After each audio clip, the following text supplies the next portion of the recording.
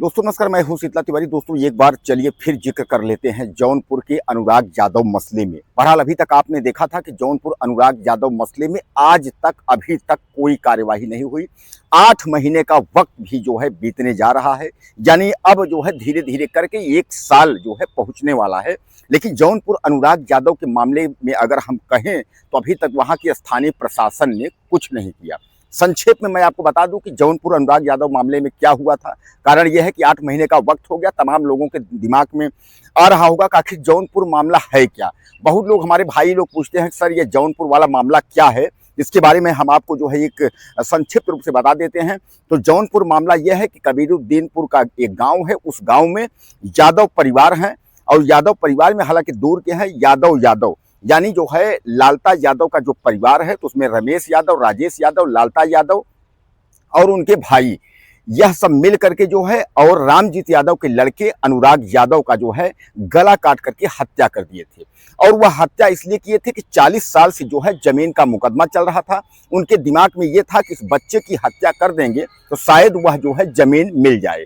यानी हालांकि इरादतन हत्या जो है पहले से प्लानिंग के तहत हुई थी।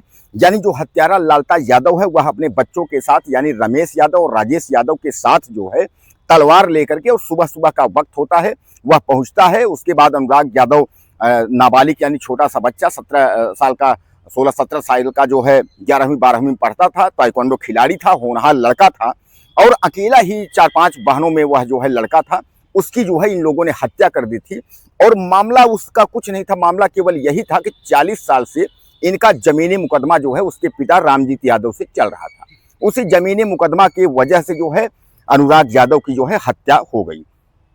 दोस्तों अब उसके बाद जब हत्या हो जाती है, तमाम जो है लोग, जो डीएम एसपी जो जानते हैं योगी आदित्यनाथ की सरकार है, दौड़ के आते हैं और सब दौड़ते हुए आते हैं और उस जो है हत्यारा परिवार जो लालता का परिवार है उसके घर पर जो है बुलडोजर की नोटिस जो है चस्पा कर देते हैं कि भैया इसके घर पर बुलडोजर चलेगा, हत्यारे जेल जाएंगे। वो सब तो ठीक है। अब उसके बाद जो है हत्यारे धीरे धीरे करके जो है सरेंडर कर दिए, वह जो है जेल में चले गए।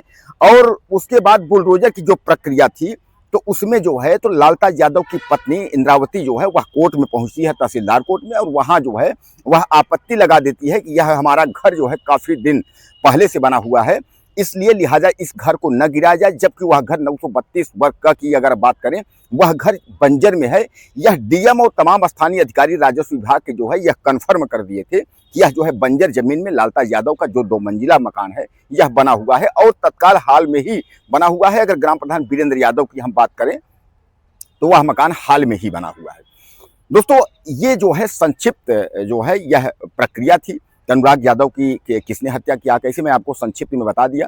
अब जो है बुलडोजर चलने की तारीख जो है लगने लगी, तहसीलदार महोदय के यहाँ तारीख चलने लगी। आज तक आपने देखा होगा यूपी में जहां जहां बुलडोजर चला है नोटिस चस्पा होती है, बुलडोजर पहुंचता है, मकान गिरा देता है, लेकिन कहीं भी नोटिस चस्पा के बाद तारीखें नहीं लगती है। यह पहला ऐसा मामला है कि इसमें जो है तारीख पर तारीख लग रही है और उसके बाद जो है कोई सुनवाई नहीं हो रही है। अब धीरे धीरे करके अगर सत्यवीर, अगर वकीलों की हम बात करें, सत्यवीर वकील हैं या और वकीलों की बात करें, उनका यह कहना है कि अब जो है इसमें तहसीलदार और जो लेखपाल और कानूनगो हैं इनकी मिली भगत है। दोस्तों मिली भगत का सवाल जब होता है तो आपके दिल में आता है कि अधिकारी हैं उनसे क्या मतलब है, वो तो न्यायपालिका है, वह क्यों मिली भगत करेंगे। इस बात को आप समझिएगा। जब नोटिस चस्पा हुई थी तो वहां स्थलीय निरीक्षण हुआ था उसी वक्त जब अनुराग यादव की हत्या हुई थी।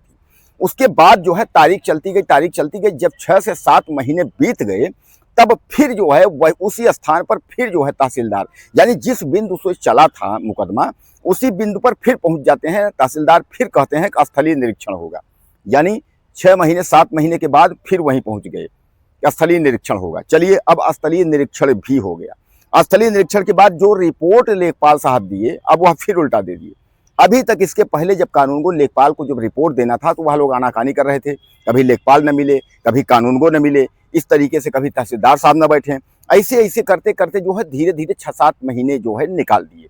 अब 6-7 महीने निकालने के बाद जो है अब फिर वही प्रक्रिया जो है दोहराई जा रही है। यानी कहीं ना कहीं जो है इस मामले को धीरे धीरे करके जो है ठंडे बस्ते में डालने की कोशिश की जा रही है। दोस्तों हमने आपको बहुत पहले भी यह वीडियो बताया था वीडियो में कि इसमें तहसीलदार की जो भूमिका है वो अहम भूमिका है। तहसीलदार न उस फाइल को ट्रांसफर कर रहा है, न उस फाइल को सुनवाई कर रहा है, न कुछ कर रहा है।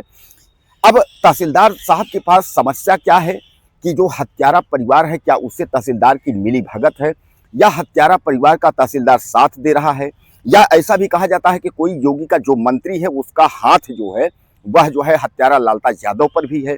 यानी इस पर तमाम सवाल हैं कि आखिर तहसीलदार कोर्ट में तहसीलदार के ऊपर किसका हाथ है, जो प्रेशर में है, जो दबाव में है, या इसकी आज भी जो है हत्यारे परिवार की इतनी हुकूमत है, पैसे को लेकर के इतना उसका जो है दमदारी है कि वह प्रशासन को जो है खरीद चुका है।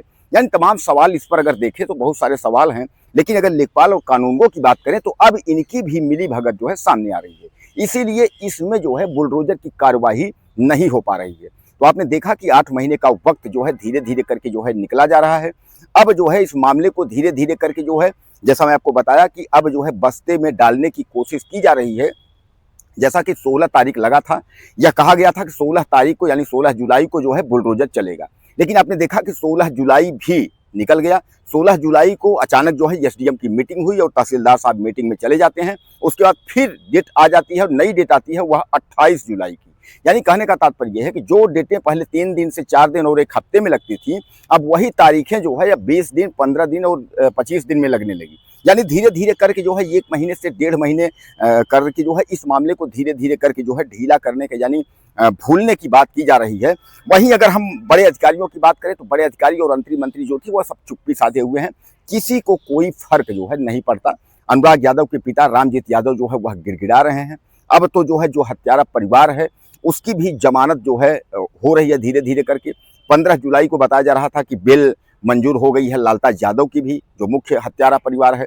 तो उनका भी धीरे धीरे राजेश रमेश, यानी कहने का तात्पर्य है अब धीरे धीरे करके जो है यह सब छूटे जा रहे हैं और सब धीरे धीरे करके जो है हत्यारा परिवार जो है बाहर आ जाएगा। लेकिन रही बात न्याय की, तो न्याय जो है अनुराग यादव के परिवार को आज भी नहीं मिल पाया है।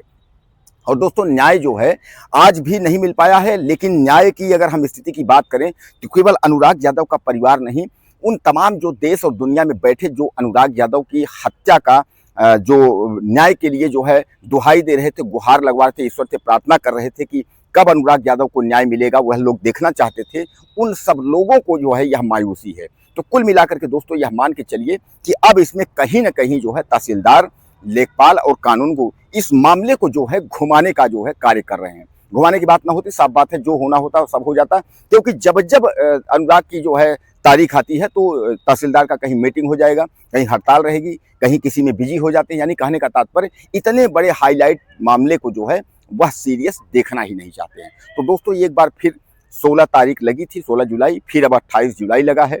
क्या लगता है आपको 28 जुलाई को बुलडोजर चलेगा, यानी बेदखली की कार्यवाही होगी, या 28 तारीख को फिर कोई पैतरा होगा तहसीलदार महोदय का?